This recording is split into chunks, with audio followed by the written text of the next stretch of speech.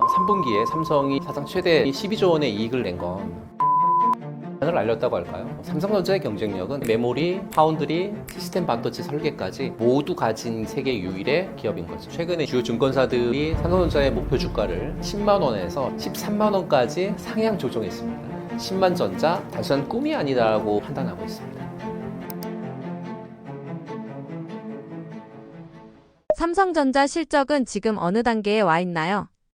결론부터 말씀을 드려보면 의심의 골짜기를 지나서 이제는 확신의 다리를 건너는 중이다, 이렇게 말씀드릴 수 있을 것 같아요. 단순히 바닥을 찍었다가 아니라 상승의 가속 페달을 밟았다, 그래서 시작을 하는 그런 단계다, 이렇게 말씀을 드리고 싶은데요. 첫 번째로 체크해야 될 게 현재 실적 단계를 보시게 되면 어닝 서프라이즈하고 턴어라운드의 확정 단계에 있는 그런 부분들인 것 같아요. 지난 10월 14일인가요? 삼성전자가 실적을 발표했죠. 3분기 실적을 발표했는데 영업이익이 한 12조 나왔으니까요. 시장 컨센서스가 대부분의 증권사들이 한 10조 나올 거다, 이렇게 얘기를 했는데 12조 나와서 어닝 서프라이즈를 기록했고 전 분기 대비해서 한 150% 영업이익이 급증을 했죠. 실적 개선 사이클에 본격적인 진입을 확인했다고 할까요? 이렇게 표현할 수 있을 것 같고요. 서프라이즈가 나올 수 있었던 주요 원인을 본다라고 하면 아무래도 반도체 부분 쪽에서의 흑자 전환하고 실적의 폭발적인 개선이 핵심으로 어떤 영업에 있어서의 이익이 잘 나오지 않았을까라고 보고 있습니다. 그리고 두 번째로 볼 거는 실적 개선의 쌍끌이 엔진을 자세히 들여다보게 되면 영업이익 12조 원의 핵심 동력은요, 단연 반도체예요.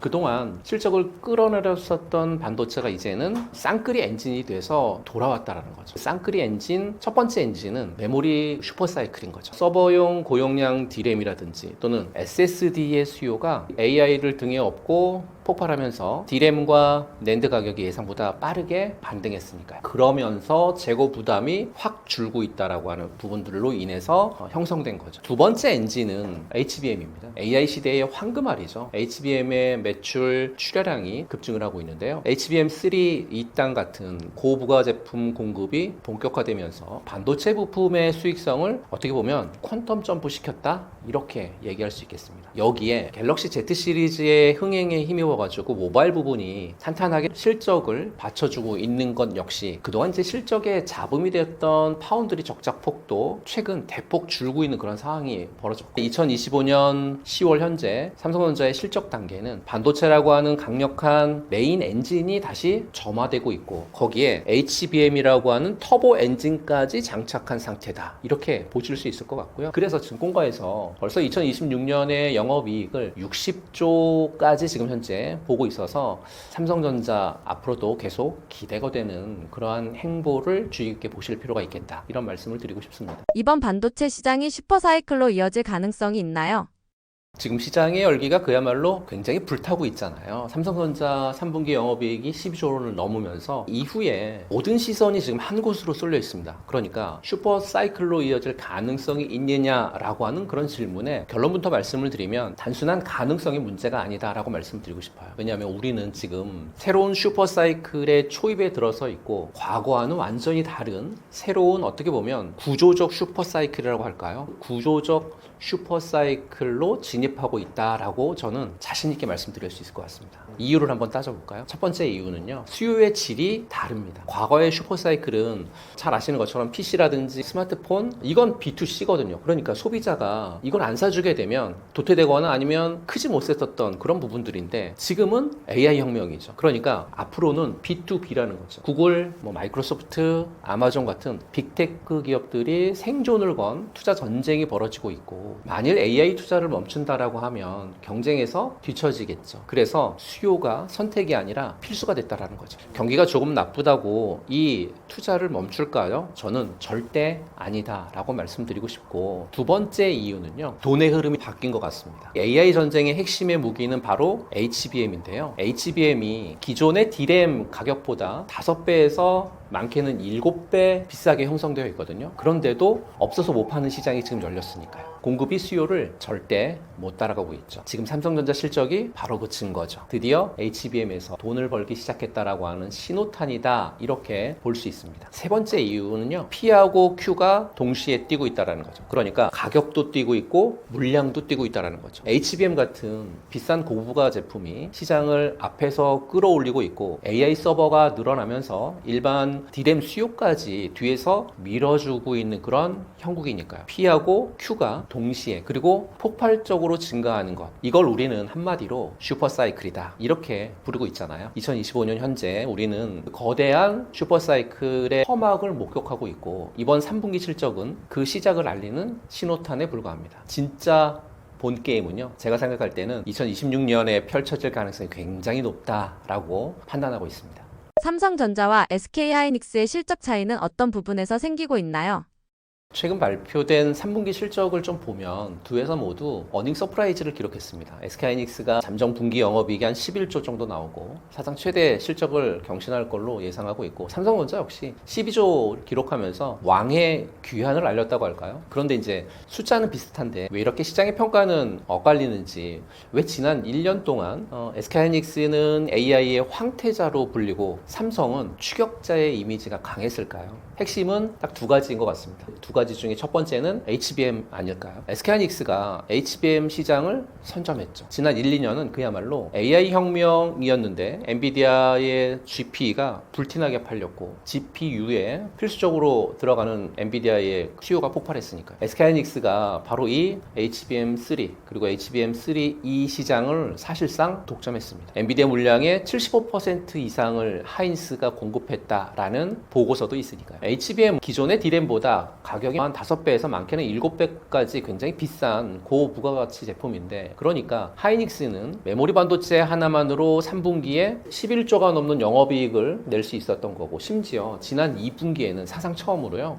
메모리 매출 자체를 삼성에 앞지르는 그런 일까지 벌어졌으니까요. 이건 SK하이닉스의 어떻게 보면 완벽한 선택과 집중의 승리다, 이렇게 보시면 될 것 같습니다. 반면 삼성전자는요, 솔직히 말해서 HBM에 뒤졌죠. HBM3의 어떤 엔비디아 퀄테스트가 지연되면서 2분기 기준으로 HBM 시장 점유율이 지금 한 17% 수준까지 밀렸으니까요. 그래서 3분기 실적을 자세히 들여다보게 되면 SK하이닉스의 영업이익이 11조 원대고 대부분 HBM 포함한 메모리 부분으로 이루어졌는데, 삼성전자는 전체 이익이 12조 원 나왔거든요. 근데 이 중에서 반도체 부분의 영업이익은 약 5조에서 6조 정도로 추정됩니다. 반도체 본업의 이익만 놓고 보면 하이닉스가 삼성을 거의 2배 차이로 압도하고 있는 거죠. 이게 지난 1년간 두 회사 실적 차이를 만든 가장 큰 원흉이라고 보시면 될 것 같고요. 두 번째로 넘어가 볼까요? 두 번째, 사업 포트폴리오입니다. 사업 포트폴리오인데요, 반도체 이익은 하이닉스가 2배거든요. 근데 전체 영업이익은 삼성이 왜 높을까요? SK하이닉스는 우리가 흔히 말하는 퓨어 반도체 플레이어예요.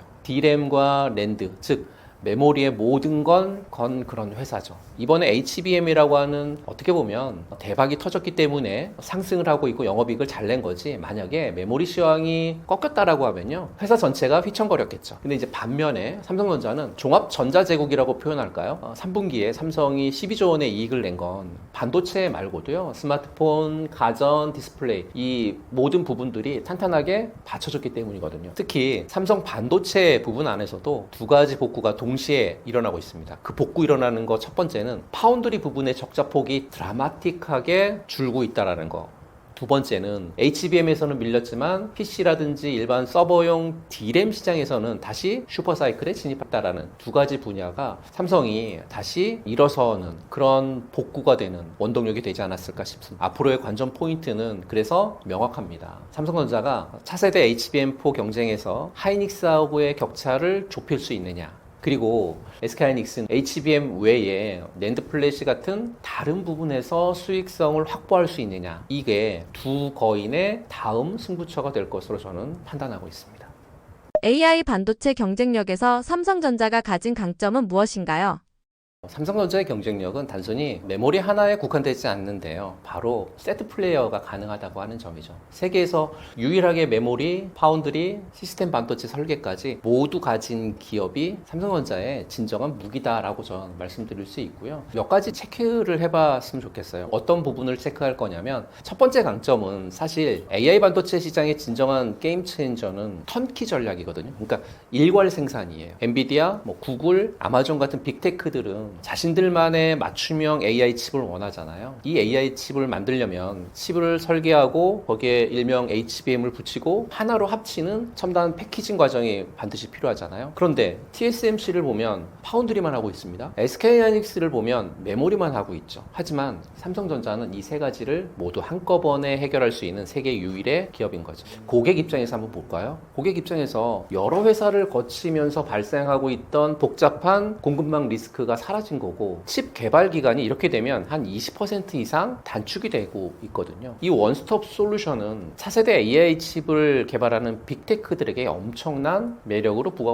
될 수밖에 없다. 이미 일본의 AI 기업인 PFN 같은 경우에는요, 2나노를 기반으로 한 AI 가속기 턴키 수주를 성공시키면서 잠재력을 입증했으니까요. 두 번째로 강점은 차세대 기술인 HBM4의 승부수를 띄우고 있다는 거죠. HBM의 핵심은 메모리 다이 아래에 깔리는 로직 다이를 4나노 공정으로 생산한다라고 하는 그런 계획이었잖아요. 근데 HBM의 성능과 전력 효율을 극적으로 끌어올리는, 어떻게 보면 이 생산 공법이 게임 체인저의 기술이 될 수 있을 것 같아서 경쟁사들은 여전히 기존 공정을 사용하는 것에 비해서 삼성전자는 파운드리 기술력을 HBM에 직접 연결해서 더 높은 집적도라든지 또 속도라든지 전력 효율을 현재는 목표로 하고 있습니다. 삼성이 HBM4 양산 시기를 2026년으로 목표로 지금 차세대 AI 시대의 표준을 선점을 하고 있다라고 하는 것도 역시나 강점이 아닐까 싶고요. 세 번째 강점은 범용 메모리를 통한 강력한 캐시카우인 것 같아요. 그러니까 AI 메모리가 당장의 수익성을 끌어올린다라고 하면 범용 D램과 낸드 플래시의 생산력은 삼성전자의 어떻게 보면 든든한 방어막이자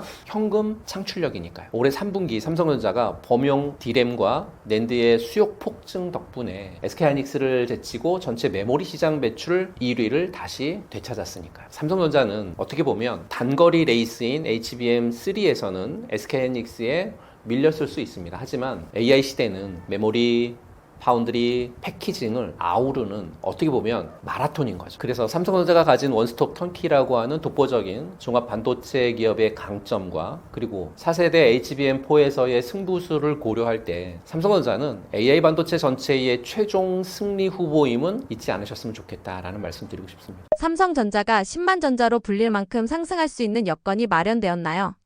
삼성전자를 향한 발판은 이미 강력하게 마련되었다라고 보고 있고요. 이제 속도의 문제다라고 판단을 하고 있는데요. 최근에 주요 증권사들이 삼성전자의 목표 주가를 10만 원에서 심지어 13만 원까지 상향 조정했습니다. 삼성전자 이게 이제 뒷받침하고 있는 거고요. 그리고 이제 10만 전자의 여건이 마련됐다고 보는 근거는 구조적인 부분들이 강력한데요. 저는 이거를 트리플 크라운이라고 말씀을 드리고 싶고, 그 트리플 크라운이 충족되기 위해서는 몇 가지 조건이 있습니다. 첫 번째 조건은 메모리 수익의 질이 개선되어야 된다라는 거죠. 그동안 삼성전자의 발목을 잡았던 건 경쟁사 대비해서 HBM 시장 선점 지연이었죠. 하지만 최근 분위기가 급변하고 있습니다. 지난 3분기 실적에서 HBM 출하량이 직전 분기 대비해서 100% 이상 급증하면서 메모리 부분의 수익성 개선에 크게 기여했으니까요. 또한 HBM은 일반 D램에 대비해서 가격이 적게는 5배에서 많게 7배까지 굉장히 비싼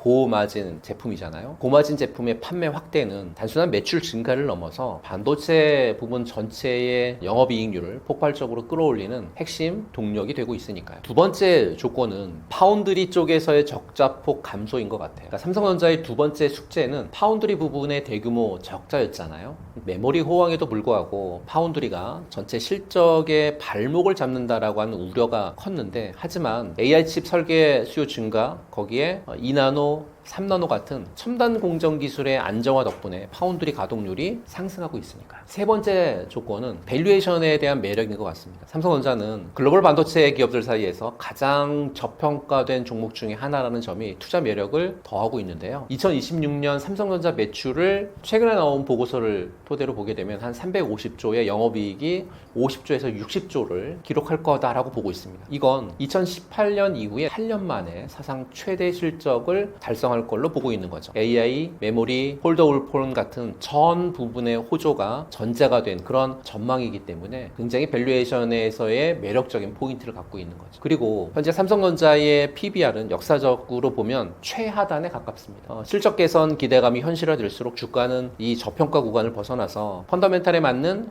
정상적인 수준으로 빠르게 회귀할 가능성이 굉장히 높다, 이렇게 판단하고 있습니다. 결론을 말씀을 드리면 10만전자 단순한 꿈이 아니다라고 말씀을 드리고 싶고요. HBM의 수익성 개선, 그리고 이제 파운드리 쪽에서의 리스크 해소, 역사적인 저평가 매력이라고 하는 이 세 가지 엔진이 동시에 가동되기 시작했죠. 이제는 AI 슈퍼사이클이라고 하는 거대한 파도를 타고 10만 전자라는 새로운 레벨로 진입할 준비가 끝났다, 이렇게 판단하고 있습니다.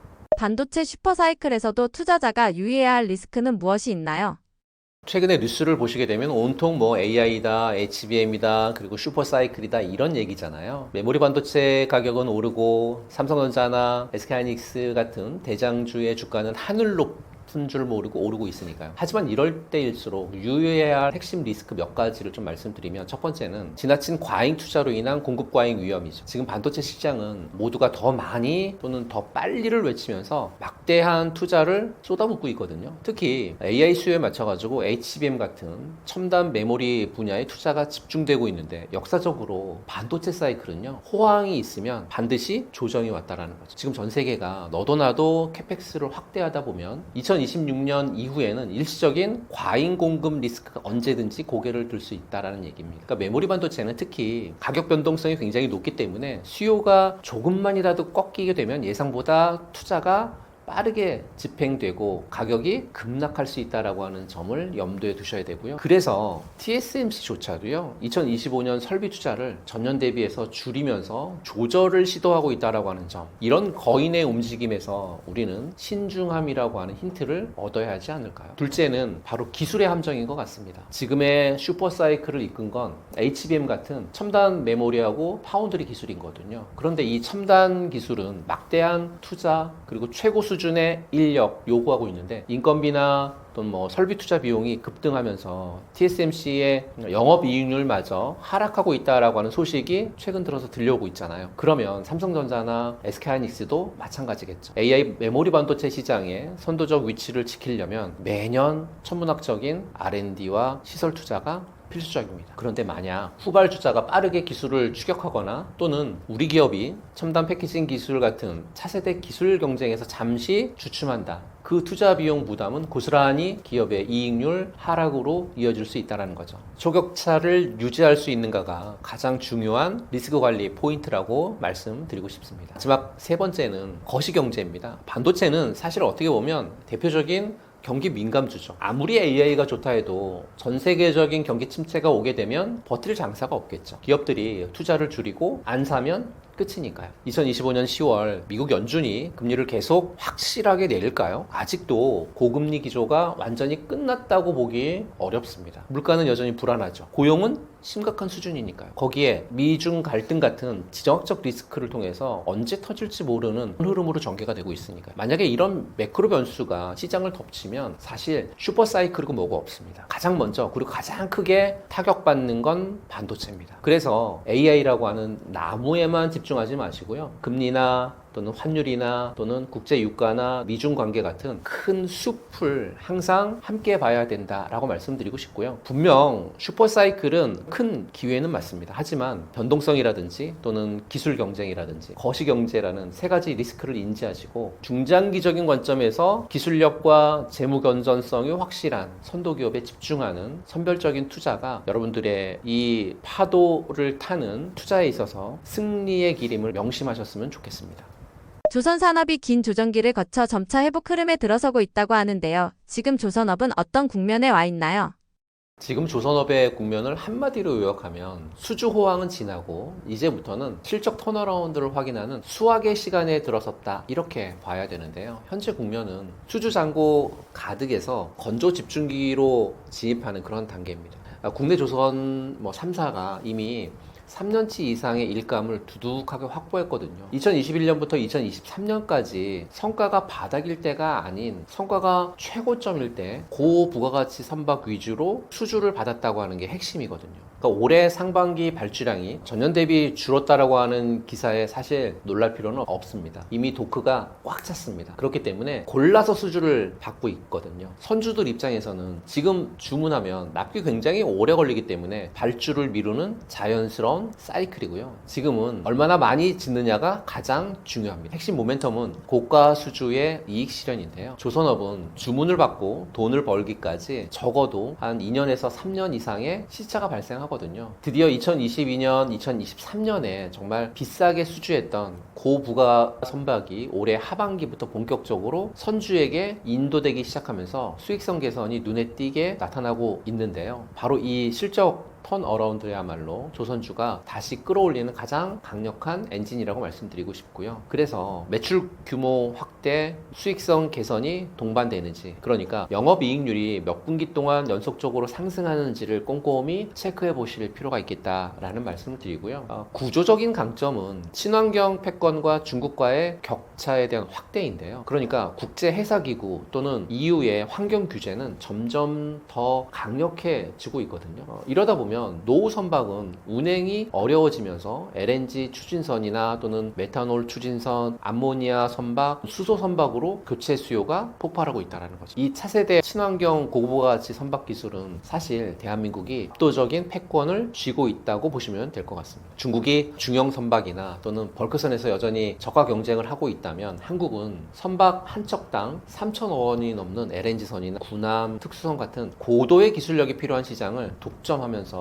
격차를 벌리고 있다라고 보시면 될 것 같고요. 조선업은 지금 수주 사이클의 정점을 지나서 실적 사이클의 초입에 들어서고 있는데요. 과거의 적자 늪에서 벗어나서 고정비를 만회하고 비싸게 받은 수주 잔고의 이익을 차곡차곡 쌓아 올리는 기업에 집중하실 필요가 있고요. 지금부터는 고부가 선박의 딜리버리 속도가 주가 상승의 핵심 지표다, 이렇게 말씀드리고 싶습니다.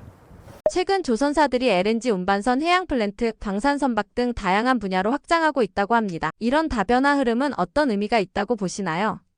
이 흐름을 딱 한마디로 요약하면 불황 없는 조선업, 즉 탈사이클 산업으로의 진화라고 정의를 해볼 수 있을 것 같은데요. 과거 조선업은 극심한 경기 사이클을 많이 탔잖아요. 경기가 좋으면 배 주문이 폭증했다가 불황이 오면 수주 절벽에 시달리면서 수년간 적자와 흑자를 오가는 이 롤러코스터의 산업이었어요. 하지만 지금의 다변화는 이 구조를 근본적으로 바꾸고 있습니다. 우리 K조선사들이 집중하는 분야는 세 가지의 핵심 가치를 좀 제공하고 있다라고 보고 있는데, 그 첫 번째 가치는요, 초고부가가치 확보인 LNG하고 해양 플랜트인 것 같아요. LNG 운반선, FLNG 같은 해양 플랜트는 일반 컨테이너나 유주선과 비교가 안 될 정도로 굉장히 기술력과 높은 마진을 자랑하고 있으니까요. 특히 이 LNG선이요, 극좋은 기술이 필요해서 중국이 정말 쉽게 따라올 수 없는 기술 장벽의 영역입니다. 조선사들이 단순 건조가 아니라 LNG 운반선, 해양 플랜트 같은 정말 고부가가치 선박의 비중을 높인다라고 하는 건 매출 규모가 조금 줄어도 수익의 질을 극단적으로 높이겠다라고 하는 그런 전략의 선택인 거거든요. 그러니까 곧 조선업의 평균 영업이익률 자체를 한 단계 끌어올리는 결과를 나올 수밖에 없겠죠. 두 번째 가치는 안정적인 캐시카우의 등장인 방산과 특수선인 것 같아요. 하나오션의 사례를 보게 되면 잠수함, 구축함 같은 방산 선박은 일반 상선처럼 경기를 타지 않죠. 또 국가 안보하고 직결된 영역이기 때문에 장기적으로 안정적인 발주가 보장이 됩니다. 그리고 한번 관계를 맺게 되면 수리해야죠, 유지 보수해야 되죠. 굉장히 지속적인 매출을 확보할 수 있는 조선업이 불황기에 접어들더라도 방산 부분이 든든한 버팀목 역할을 해줄 수 있다는 거죠. 세 번째 가치는 미래성장 동력인 친환경과 신재생 에너지인 것 같아요. 그러니까 암모니아나 메탄올 추진선 같은 친환경 선박은 기본이고, 해상 풍력 설치선 같은 정말 신재생 에너지의 인프라 구축 확장, 어떻게 보면 조선업의 영역을 단순 운송수단을 넘어서 에너지 산업의 인프라 구축자로 변모하고 있으니까요. 이들은 미래 성장이 보장된 어떻게 보면 새로운 먹거리라고 저는 판단하고 있습니다. 결론적으로 조선사들의 다변화는 경기 변동에 덜 흔들리는 방산, 그리고 이익은 더 많이 남기는 LNG나 플랜트, 그리고 새로운 미래 먹거리인 친환경까지 확보하는 리스크 분산과 수익성 극대화라고 하는 그런 전략이 맞아 떨어져야 될 것 같습니다. 이제 조선주는 과거의 사이클주가 아니라 안정적인 고수익 성장주의 가능성을 보여주고 있고요. 그래서 이 흐름을 잘 잡으셔야 된다라는 말씀 드리고 싶습니다. 국내 조선사들의 기술 경쟁력이 다시 주목받고 있습니다. 지금 시점에서 한국 조선업이 가진 강점은 어떤 부분에 있나요?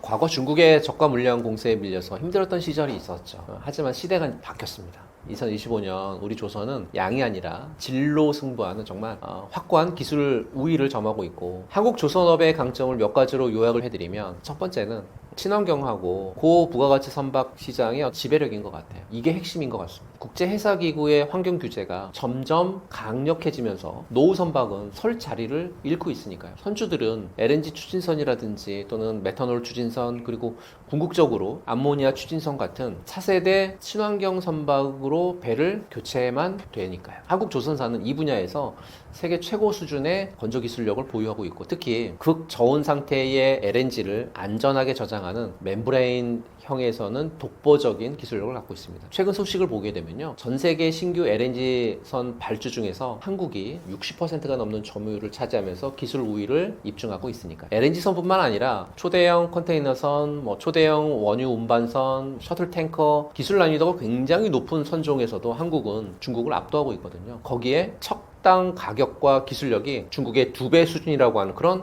분석도 있으니까요. 두 번째는 두둑한 수주잔고가 확보한 3년에서 4년치 정도의 실적이죠. 사실 주식 하시는 분들에 있어서 가장 중요한 포인트는 실적만큼 든든한 건 없으니까요. 오랜 불황기에도 흔들리지 않았던 기술력을 바탕으로 해서 한국 조선사들이 2025년 5월 기준으로 약 1,300억 달러, 그러니까 한화로 약 한 197조 원에 달하는 엄청난 수주잔고, 즉 일감을 쌓아놨습니다. 이는 당장 올해 신규 수주가 주춤하더라도요, 앞으로 정말 최소 3년에서 4년 동안 매출 이익이 꾸준히 증가할 가능성이 굉장히 높다라는 뜻이고, 이미 2023년에 흑자 전환에 성공했거든요. 그리고 이제 신조선가도 계속 오르고 있기 때문에 고성가의 수주한 물량이 건조되는 2025년 이후부터는 수익성 개선세가 가파르게 개선될 걸로 판단하고 있습니다. 세 번째는 미래 기술력과 지정학적 리스크의 반사이익인 것 같아요. 조선업의 미래는 스마트 야드하고 자율 운행 선박에 달려있다 해도 과언이 아니거든요. 한국 조선사들이 생산성 향상을 위해서 자율 운행 스마트 야드 구축에 선제적으로 투자하고 있고, 인구 고령화하고 노동력 부족이라고 하는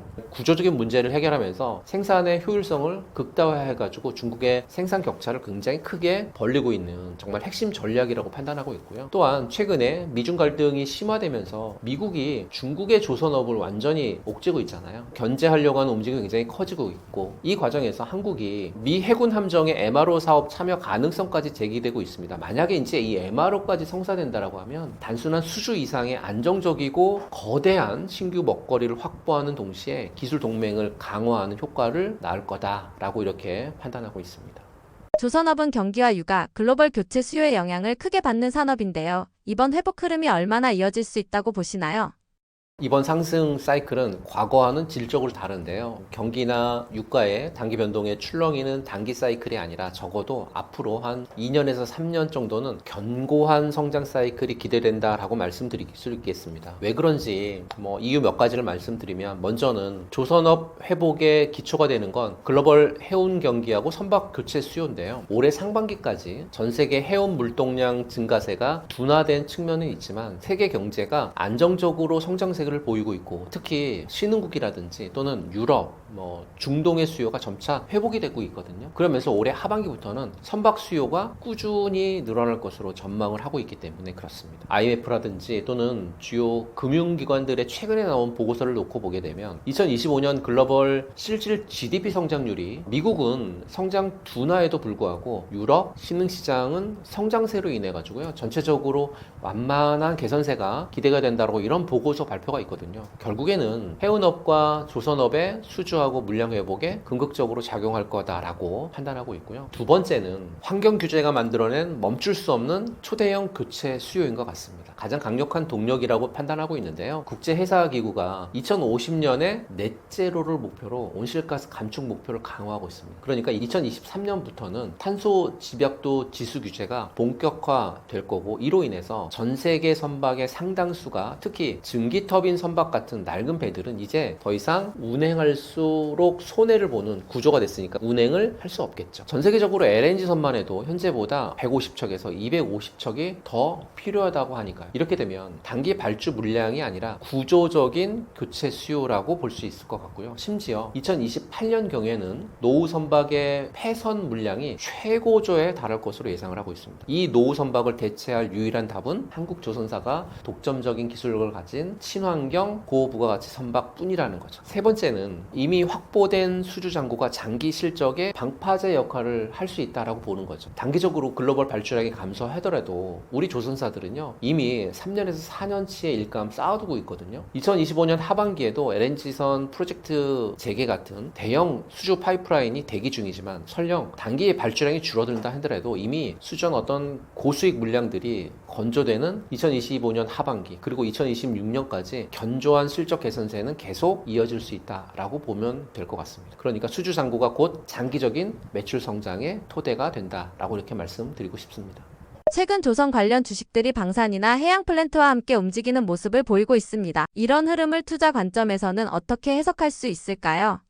지금 조선주의 움직임은 저는 삼각편대가 움직이고 있다, 이렇게 해석을 하고 싶습니다. 첫 번째 편대는 본업인 조선으로 실적을 증명하고 있습니다. LNG 운반선 같은 비싼 배들로 3년치 4년치 일감을 정말 꽉꽉 채워놨으니까 그게 드디어 올해 2025년부터 진짜 실적 숫자로 찍히기 시작했다는 거죠. 수주 잔고라는 기대감이 아니라 매출과 영업이익이라고 하는 현실이 된 거죠. 물론 올해 신규 수주가 작년만 못하다라고 하는 그런 걱정스러운 목소리도 있습니다. 하지만 이미 쌓아둔 일감으로 흑자 기조가 탄탄해졌다라고 하는 게 핵심이고요. 이게 바로 주가의 하방을 받쳐주는 든든한 첫 번째 편대다라고 말씀드리고 싶고요. 그 삼각편대 중에 두 번째 편대는 방산인 것 같습니다. 과거 조선사들이 배만 만들다가 정말 짬짬이 군함 만들던 수준으로 생각하면 정말 큰 오산이고요. 지금의 K방산 수주가 잔고가 100조를 넘었습니다. 이 거대한 흐름에 바로 우리 조선사들이 있죠. 하나오션이 미국 필리조선수를 인수해가지고요, 미국 본토에다가 깃발을 꽂았고요. HD현대도 미 해군 MRO 사업 자격을 따냈죠. 단순히 군함 몇 척을 판매하는 게 아니라 세계 최강 미 해군의 정비 파트너가 됐다는 거죠. 한번 뚫으면 30년에서 40년간은 정말 안정적인 현금 창출원이 생겼다라는 얘기입니다. 거기에 폴란드의 잠수함, 캐나다의 잠수함, 이 수십 조짜리 잭팟도 기다리고 있거든요. 시장이 이걸 어떻게 볼까요? 단순 조선소가 아니라 어떻게 보면 한국판 로키드 마틴으로 변신한다, 이렇게 생각하지 않을까요? 그러니까 방산 이슈가 터질 때마다 조선주가 함께 펄펄 나는 것도 이해가 될 수밖에 없겠죠. 세 번째 삼각편대는 해양 플랜트인 것 같아요. 사실 이 해양 플랜트는 대한민국에게는 아픈 손가락이죠. 2010년대에 저가 수주로 인해서 굉장히 피눈물을 흘렸던 기억하실 겁니다. 그런데 국제 유가가 안정이 됐고 전 세계가 이제 에너지 안보를 외치면서 바다 밑에 가스를 캐내기 위한 해양 플랜트 반주가 다시 터지고 있으니까, 중요한 건 사실 이 복잡한 FLNG 생산 설비는 정말로 전 세계에서 대한민국 말고는 만들 데가 거의 없다라는 겁니다.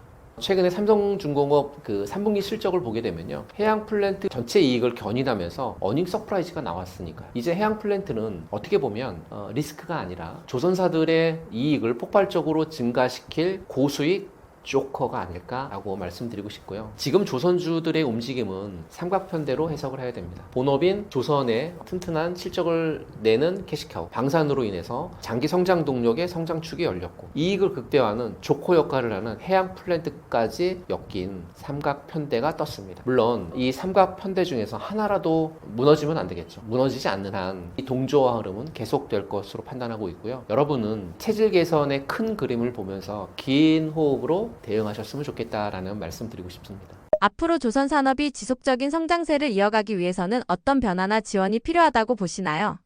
변화하고 지원에 있어서 첫 번째는 가장 핵심인 것 같아요. 숙련된 인력 확보하고 양성인 것 같아요. 3년치 4년치 일감 쌓였는데 정작 배를 만들 숙련공이 없다라고 하는 부분, 이 부분이 어찌 보면 가장 시급하고 중요한 과제가 아닐까 싶고요. 정부에서 부랴부랴 뭐 외국인 인력으로 문턱을 낮추고 있지만 이건 땜질 처박에 불과하겠죠. 뭐 용접하고 설계하고 품질 관리하는 이 핵심 숙련된 인력은 하루아침에 사실 만들어지지 않으니까 이 문제를 해결하지 못하면 인건비는 폭등할 거고 배는 제대로 못 만들 거고, 그러면 인도도 지연이 발생되겠죠. 최악의 경우에 어렵게 수주한 계약의 발목을 우리 스스로가 잡는 셈이 될 수도 있으니까. 둘째는 기술인 것 같아요. 그러니까 쫓아오는 중국을 따돌릴 초격차가 필요한 거죠. 우리가 지금은 LNG 운반선으로 돈을 뭐 쓸어 담고 있긴 하지만 이걸로 만족하면 끝이죠. 중국이 무서운 속도로 쫓아오고 있으니까요. 지금 시장의 다음 화두는 탈탄소죠. 국제해사기구의 환경 규제가 2030년, 2050년 가면 갈수록 무자비할 정도로 강해지고 있으니까요. 그러면 차세대 먹거리는 암모니아 추진선이나 또는 액화수소 운반선 같은 무탄소 선박이죠. 이 차세대 선박 시장도 압도적인 기술력으로 선점을 당연히 해야 되겠죠. 이를 위해서 정부에서 어떤 과감한 R&D 투자 지원이라든지 기업의 어떤 선제적인 실증 사업이 동시에 이루어져야 되겠죠. 그렇게 되면 세 번째가 지원인 것 같아요. 안정적인 정책과 금융이 뒷받침이 되어야 되는데 조선업은 사실 혼자 클 수만은 없습니다. 수십조가 움직이는 거대한 산업이기 때문에 배를 수주하려면 RG라고 하는 사실 어떻게 보면 가장 중요한 선수금 환급 보증이라고 하는 보증서가 필요하거든요. 그런데 최근에 우리 조선사들이 정말 수주를 굉장히 많이 따내가지고 보증 한도가 맥스가 됐어요. 꽉 차버렸습니다. 정말 웃지 못할 일이 벌어졌어요. 그리고 선박의 원가 20%를 차지하는 후판 가격이 만약에 널뛰기를 한다라고 하면 아무리 수주를 잘해도 수익성 악화되겠죠. 그러니까 정부하고 금융권이 조선 니네 돈 잘 버니까 알아서 해라, 이게 아니라 더 잘 벌 수 있도록 든든한 바람막이 버팀목이 되어줘야 된다는 거죠. 그러면 수출입은행 같은 정책 금융기관들이 우리 기업이 일감을 놓치지 않도록 아까 말씀드렸던 RG 같은 거 발급 한도를 파격적으로 늘려주는 든든한 실탄을 넉넉하게 지원해야 된다, 이렇게 판단하고 있습니다. 저는 경제원탑 그리고 부자들의 공부방에서 매일 강의를 하고 있는 조진표 대표라고 하는데요. 경제원탑에서의 강의는 사실 특강 형태로 열리고 있습니다. 매달 10일, 20일, 30일에 특강 형태로 열리고 있는데 이 특강이 무료입니다. 근데 이 특강 안에서의 내용을 보게 되면 어떻게 구성이 되어 있냐면요. 시황을 말씀을 드립니다. 지금 시장의 상황들을 말씀드리면서 그 시장 안에서의 종목, 어떤 종목을 보시면 좋을지 차트들을 그리면서 종목에 대한 전략을 세우면서 말씀을 좀 드리고 있고요. 그리고 나면 다음 부분은 섹터 부분들도 선별해서 말씀을 드리고 있습니다. 최근에 가장 핫한 섹터는 반도체 섹터죠. 그래서 반도체 섹터를 콕 집어가지고 반도체 섹터 안에 퍼스트 클래스를 선정을 했습니다. 퍼스트 클래스는 반도체 종목 중에 그래도 대장주가 될 수 있을 만한 한 5종목, 6종목을 선정을 해 놓고요. 퍼스트 클래스로 선정된 종목들도 전략을 말씀드릴 겁니다. 그 전략 말씀드린 이후에 그 퍼스트 클래스 종목에서 텐베거 종목이 될 수 있을 만한 종목 하나나 두 가지의 종목도 선정해서 전략까지 말씀을 좀 드릴 거고요. 그리고 내용 안에 코인도 저희가 방향성이라든지 또는 대응 전략에 대한 부분들을 설명드릴 겁니다. 그러니까 시황, 섹터, 코인에 관심이 있으신 분들은 매달 10일, 20일, 30일에 저희 경제원탑에서 유튜브 비공개로 진행이 됩니다. 그러니까 공개가 되지 않습니다. 검색해도 나오지 않습니다. 단 고정 댓글에 저희가 링크를 달아둘 거니까요. 경제원탑에 들어오셔서 로그인 하신 다음에 신청을 하시게 되면 저희가 별도의 링크를 통해서 SNS를 통해서 링크를 보내드릴 거니까요. 이 부분 참조하셔서 특강에 관심이 있으신 분들은 경제원탑에 들어오셔서 참여해서 수익 보셨으면 좋겠다라는 말씀 드리고 싶습니다.